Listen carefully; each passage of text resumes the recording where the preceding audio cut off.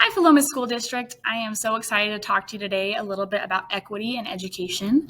If you don't know me, my name is Anna Franco, and I teach third grade here at Philomath Elementary. I have been a part of the equity team for a little over a year now and have been working with them and talking with them about ways that we can share this information with our teachers and our staff members just to kind of raise more awareness about equity and make sure that our students have the best resources that we can give them. So let's get started. So our first kind of introduction to this topic is to talk a little bit about what equity is. So equity is providing individual students with what they need to be successful.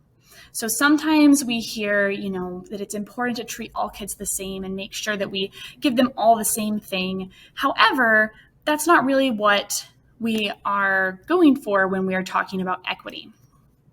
So there's a difference here, as you can see in the graphic, between equality and equity. So in this picture, all of these people are given the same thing. They're all given one box. That would be equality. They're given the same resource. However, this still makes it so that one person is way taller than the others and sees way far over the fence, and there's a person who can't see anything over the fence. And so they're still unable to access the baseball game. However, equity is providing each student with what they need. And so, as you see in the equity part of the picture on the other side, they've split the resources more evenly for what each person needs. And so this allows each person to have access to the baseball game. The person who's taller doesn't need any resources, and the person who's shorter needs more resources than others in order to be able to access. So we use the same kind of concept when we're talking about diversity, different kinds of diversity with our students. So there's different kinds of equity, providing more resources to someone who might need it than someone who doesn't. There's several of these, if you think about, that we use all the time in our classrooms.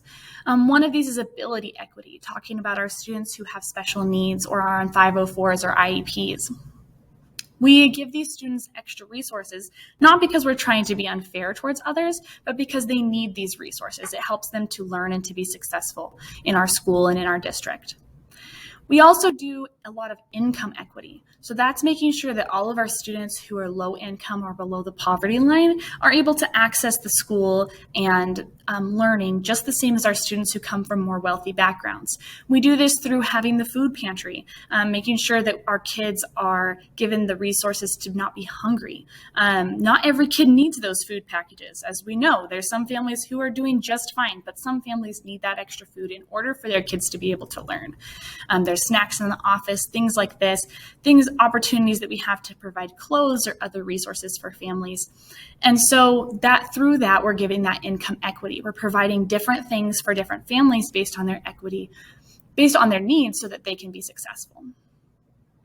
Another one that we have seen a lot is gender equity. So making sure that we're providing the same access for both boys and girls. Historically, this was a really big issue. Girls weren't allowed to go to school. There's still some countries like that. And so making sure that we're providing equitable access for both boys and girls, that's something that we do a lot here in the United States. Also, there's been a big movement towards making sure that girls are welcomed into science and math fields, different kinds of engineering. And so that's providing, not that we're giving them more opportunity and more ability to access than boys, but making sure that they also feel welcome. And that might be presenting the information in a different way, or making sure that there's no stereotypes in the types of assessments and things that we're doing with math and science and those kinds of fields. So the last one here is racial equity. So racial equity is making sure that we're giving students of different backgrounds what they need to be successful. This has to do with culturally relevant teaching, making sure that our students feel welcome in our classrooms, making sure that we are providing our students with resources that are culturally relevant, making sure there's things that they enjoy and that they can access, making sure they aren't being discriminated against for certain things such as their dialect, such as their dress, their hair, things that have been different microaggressions that students have faced. And so in our district, some of these we've improved in providing for students, and we're doing a really good job with. Some of them are required by law, and so they're things that we have developed plans for and that we have really engaged our students with. And some of them are still challenging for us, things that we still need to work on. So today we're going to be focusing mainly on racial equity. A lot of the other ability, income, and gender equity are things that we've worked on in our district already, things that we are continuing to work on and continuing to follow, the laws around IEPs and other documents that we need to, and making sure we provide for our students. However, racial equity, we don't often see quite as much in our district. And so sometimes it gets a little bit left out. So we're going to talk a little bit about that today and kind of what we can do to help these students feel like they can be successful in our district. So I'm going to start with a quick story about equity and kind of why it's important to people. So first off, I just want to acknowledge that our reading curriculum in Philomath Elementary specifically does a really good job of providing diverse materials for students. We have stories from different cultures, stories with many different kinds of people in them, and they have different languages embedded in them, different words that kids can learn in different languages and things that they can read in them. And it is just wonderful to see some of our youngest students get so excited when they see something from their culture. Whenever I have students who are from different backgrounds and we're reading a story that connects with them, they get so excited to share with the class. And so they're saying, I know that language, I know that word, I speak that language at home. They're so excited to see it represented in our classroom. They might point out different characters that look like them, different characters that they identify with, reading different words out loud that other students might not know, kind of becoming the teacher role in that instance. And it's really exciting to see them really feel like they are represented in the classroom and feel like they can be a part of things. So that's one thing that we are doing really well, is having that diverse curriculum. And it's just so empowering and so exciting for those students as they connect with that. Another story that can be a little bit more challenging to hear has to do with a friend of mine that I went to college with. This friend grew up in Salem, and he's a Mexican American. And as he grew up in Salem and he was surrounded by the different diversity and cultures there, so that he never felt like he was left out. There was a lot of people who he identified with, a lot of people that he could get to know. He could be surrounded by people from his culture. And that was a wonderful experience for him. However, when he went to college, he found that the diversity was much, much less in the area he grew up in Salem. He came to college and he was the only brown person, the only Mexican person in his classes. He was, sitting surrounded by people who he didn't identify with, surrounded by people who had a different cultural experience than him. And his description of this was that he felt extremely isolated, extremely alone, extremely left out, and like he couldn't attach to a lot of the curriculum he was learning in his college classes because it wasn't something that was representative of his culture and something that he felt like he could engage with because of that barrier there, thinking that other people were, constantly looking at you, constantly judging you for being there, like you weren't supposed to be there. And so I just want to point out that if this is the way that someone who is 18, who has graduated from high school, someone who is, their brain's more developed, if that's how they feel, then imagine how our little ones feel. Imagine how our kinders feel. Imagine how our young students feel as they are the only one in the room that looks like them, the only one with the culture that they have. Because our district is less diverse, we need to be even more intentional about making sure that we include kids from different backgrounds and who are diverse. They often do not get to be surrounded by those peers that they identify with, the peers that have the same cultural background. And so we have to make sure that we as teachers are aware of that and are surrounding them with what we can that can be culturally relevant, that they can feel represented in our classroom and in our community, instead of just feeling like they're isolated. And so now that we recognize, the importance of us doing things to include those students, I want to talk a little bit about some language that you might have heard in the media, in the news, or on social media, if you are on those sites, that can be a little bit confusing, and then why it's important for us to recognize our potential biases and potential things that we might have that could be a barrier towards us helping these students. So one key kind of buzzword that people have used a lot in the media and in conversations about equity is the concept of white privilege. So first, I want to talk a little bit about what white privilege does not mean, because there's a lot of misconceptions about this language. So first off, white privilege does not mean that your life has never been difficult. Everyone from every background goes through struggles. You might have had some of the same struggles as other people that you know, something different. Everyone has those things in their life that are difficult. So white privilege is not saying that your life has never been hard. It's not saying that you've never suffered. It also does not mean that you haven't worked hard to get where you are in life. So it doesn't mean that, people are putting in the effort to get to where they are. A lot of us have been through college, have been through higher education. Those things are very difficult. Putting in the effort to get where you are, putting in the effort to get to your career field, to get to the family life, the ability, the income stability that you're at. Those things are things we have to work for. And so white privilege isn't saying that you haven't worked for anything in your life, that it's all been handed to you. That's not the concept of what that means. What white privilege means is that your race specifically has not been one of the factors in your life being hard if you are white. So there's lots of other factors that could contribute to your life being difficult, but your race isn't one of them. People have not looked down on you because you are white. There may have been other factors that caused your life to be hard. There's other things that you've had to work for, you've had to put in that effort. But the factor that hasn't been there is your race. And that's all that white privilege means. It means that throughout the course of your life, you have not been looked down upon because you are white. You have not been held back from an opportunity because you are white.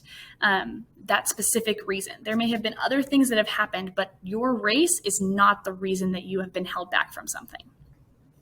White privilege exists because of historic and current racism, systemic oppression, and bias. Let's break that down just a little bit. So historic and current racism. So historic racism, this is where we're, the big things that you think about, slavery, the Jim Crow laws, the redlining that's been done in the past. These things are historic acts of racism. These are things that have held people back. They're very clear, but they haven't just ended. There's still current racism going on. And so these impacts of current racism, this might be, there's still areas in which people can't get jobs because of their race. People think, they wouldn't be a good fit here. We're not sure if we want someone from that background. Those kinds of things, that's current racism, individual acts of people.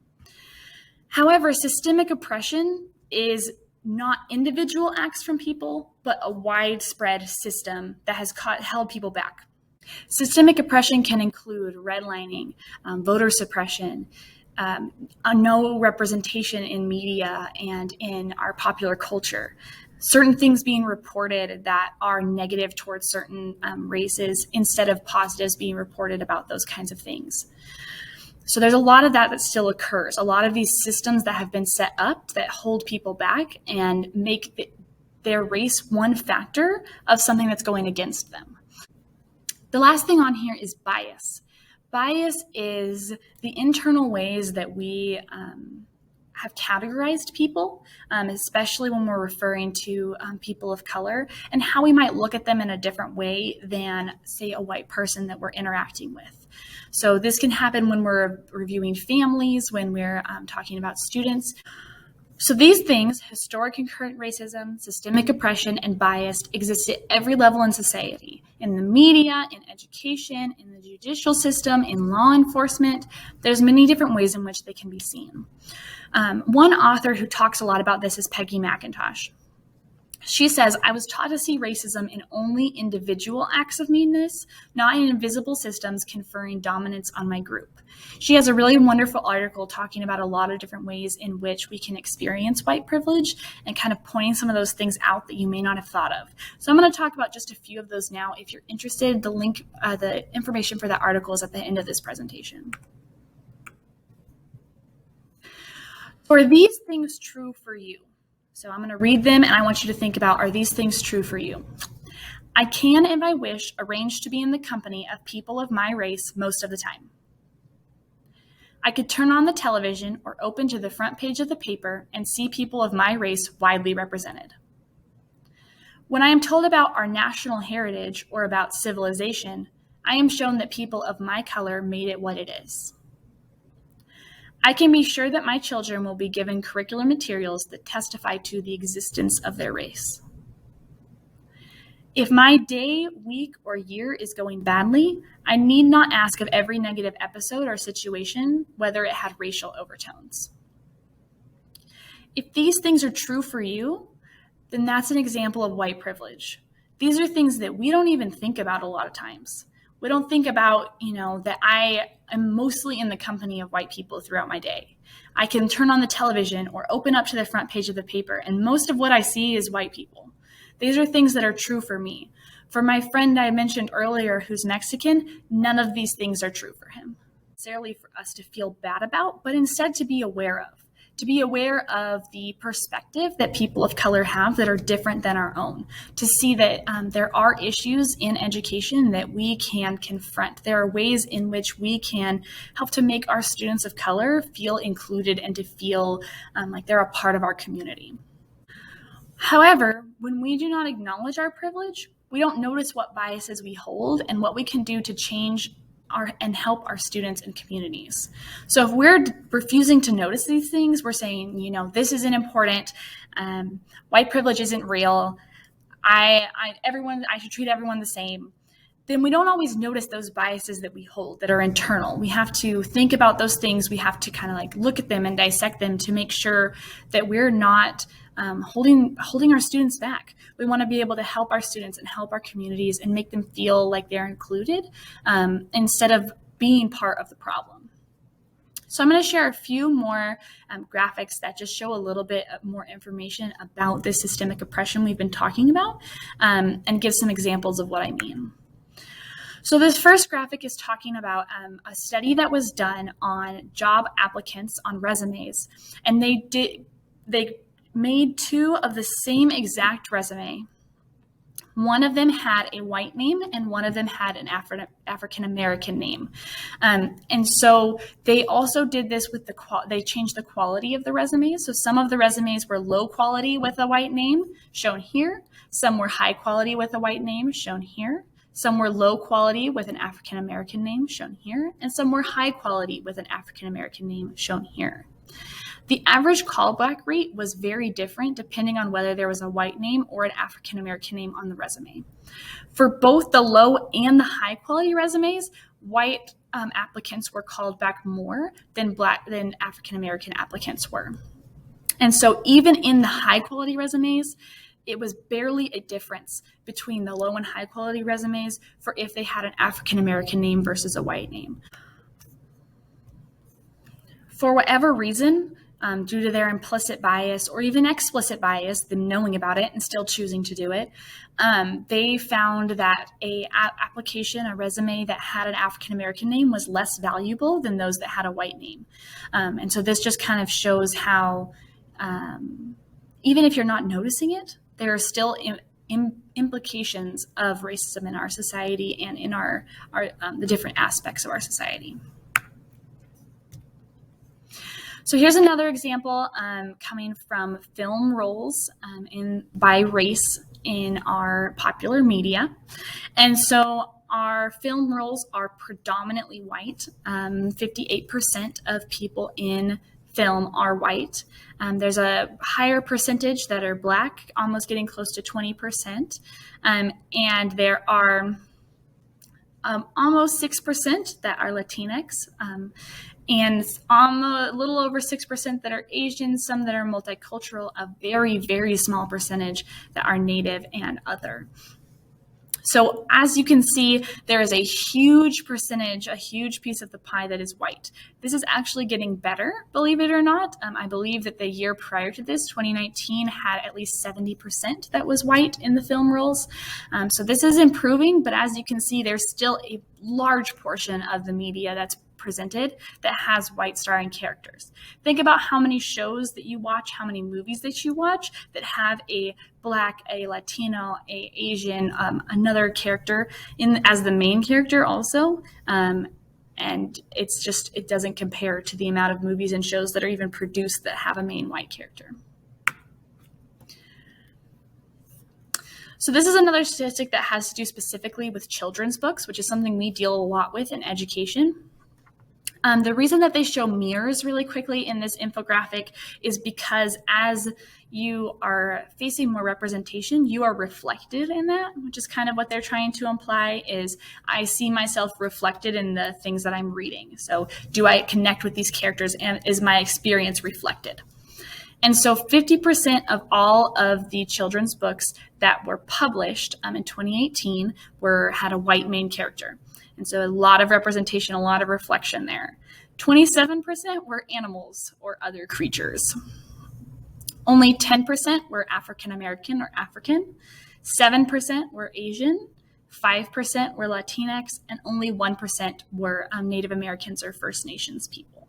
So in all the books that are published, also, again, this is 2018, so we are progressing, hopefully getting better, and yet still 77% of the books that are created either have animals or white people instead of other cultures. So that is just kind of appalling to see. So this is another education statistic. So in this statistics, it's talking about the suspension data for different races throughout our country. This is from the National Department of Education.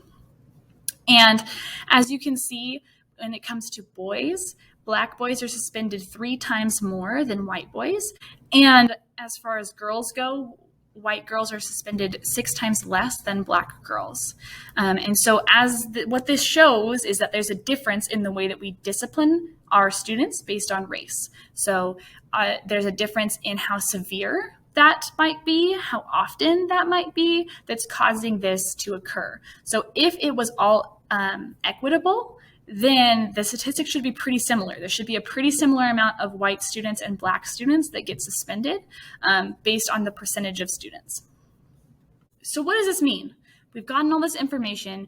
What can I do about this? We don't want to stay in a place of feeling bad about, I have this privilege. I experience these things. My life hasn't been impacted by these things. Instead, we want to see, okay, what can I do to use what I have, to use either this privilege that I've been given, to use the resources that I have, the community that I work in, what can I do about it? What are some actionable steps that I can take from this? What can I do to help my students? What can I do to help them feel included and feel a part of our community? So there's 4 main things that we are going to look at today, 4 main things that you can do to help your students and to help kind of make them feel included, work on your own perspectives and your own thoughts about race and about ensuring that you're providing racial equity in your classroom or in your workplace. So these go from 1 to 4. The reason that they do that is because it starts off with kind of an internal, how do I change my own perspective and think about my own bias, and then goes all the way down to an external with representation and discussion. So let's go through these really quickly. So first is perspective. These are some questions that you can ask yourself to think about your own perspective that you have about racial equity. What biases do I hold? Do I consider my students of color to hold valuable experiences and gifts to share? Who do I call on the most in my classroom? Who do I trust the most to follow directions? Who do I discipline the most for offenses? What assumptions do I make about parents and families that look different than mine? These questions are meant to examine your own perspective. What are some things that might be going on internally within yourself, some perspectives that you have that you might not have thought about, and how those impact your classroom and your workplace? If you're on the step of perspective and thinking about perspective and what your own perspective is, here's some good resources that you can use that talk about these kinds of things. So the book, so you want to talk about race. The book, Racism Without Races, Colorblind Racism and a Racist Inequality in Contemporary America, and How to Be Anti-Racist. So these are 3 books talking about your own perspective. Don't worry about making sure that you have these things written down. We'll be able to share this presentation with everybody later. So for the step of education, there are also some more questions about this. So do I know the history of Black, Indigenous, and people of color, the abbreviation being BIPOC, in my state and nation? Have I researched education from the lens of BIPOC perspectives and equity? Am I seeking multiple perspectives on my current events? All of these questions surround educating yourself. Have you done the work to educate yourself about these issues? Have you learned about them? Is there more education that you can do to make sure that you understand all of these things and kind of reframe what you're thinking? So here are some books that are specifically about education, the education system, and how you can think about these. So the first one is Why Are All the Black Kids Sitting Together in the Cafeteria? The second is Other People's Children, Cultural Conflict in the Classroom. And lastly, Multiplication is for White People, Raising Expectations for Other People's Children. All of these books are talking about the education system and how we can think about it from a racial and equitable perspective. The third step is representation. So now that you have thought about your own perspective, you've thought about educating yourself, and you've educated yourself about these issues, you know about them, you know kind of what the history is, then we can focus on representation. How do I take this information and use it?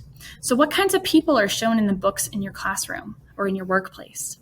What versions of history are represented in your social studies lessons? Do my classroom decorations show a variety of people doing different activities as well? Are the BIPOC characters only shown in the context of civil rights and holidays? So all of these focus on, are you including people of color into your classroom and your workplace? Are you including them in a variety of ways?